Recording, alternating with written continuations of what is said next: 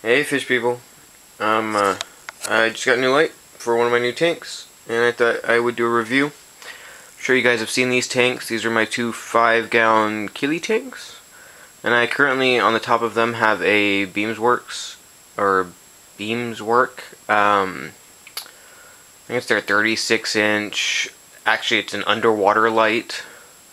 Those are 1-watt diodes, there's 12 of them. So running around 15 watts total with the driver included, and I've been doing great with this light fixture. Really liked it. Great craftsmanship.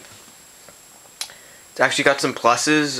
The power cord separates in two very narrow diameter connection points so that you can get it through holes. But I was really impressed. It's not a super bright light, but it's been growing crypts, nubies, vals, mosses, all that stuff. And so I thought on my new little tiny tank I would get another beamsworks. So I picked up this guy down here.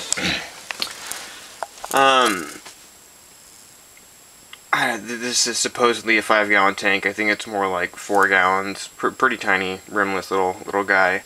But this is the new light I bought. It's the 12-inch 3rd generation beamswork double bright, super thin. It's 12 inches extendable to I think they say 14, but these little arms go out really far, so I wouldn't be surprised if you could go quite a bit more than that. They fit on my other 5-gallon tanks no problem, which are quite a bit longer than this tank here. But not growing any plants yet, but there's the night light. Here's the standard light. It is very bright, significantly brighter than the light on my Kili tanks. Almost worried it's going to be too bright on this little tiny tank, but it's a really nice little unit. I think these are 0.2 watt LEDs, so not going to be the most amazing penetration wise, but they're super efficient. I think they're running at 67 lumen per watt, which is not bad. That's on par with not the most amazing Crees, but some of the Cree LEDs, which are the better brands. This does, this is the ballast connection. It does unplug so that you can fit this through a little tiny hole if need be. I'm going to pop it on top of the 5-gallon and give you a comparison of the light I currently have and this light, the brightness, so you can see that. One sec. Okay, so I just put the unit on top of one of these tanks, and right now the top one's on. But you can see it's considerably darker because it does block out the majority of it. I'll turn this on. So significantly brighter. Definitely quite a bit brighter. I would say more than twice as bright. So I don't think I'll have any problems growing some nice low carpeting plants, which could be nice in that tiny tank. Just worried because I don't anticipate on pushing CO2. And of course this light sits much closer to the water, so that's going to make it quite a bit brighter also. I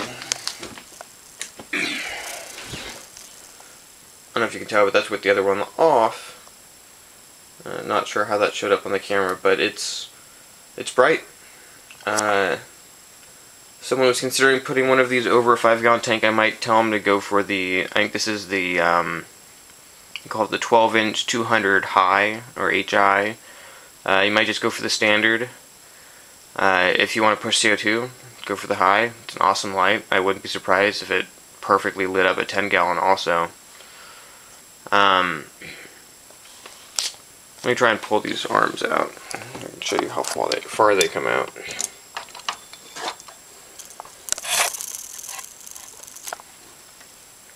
That's the extension, about the max of the extension, but pretty far. They would definitely bridge a 10-gallon tank.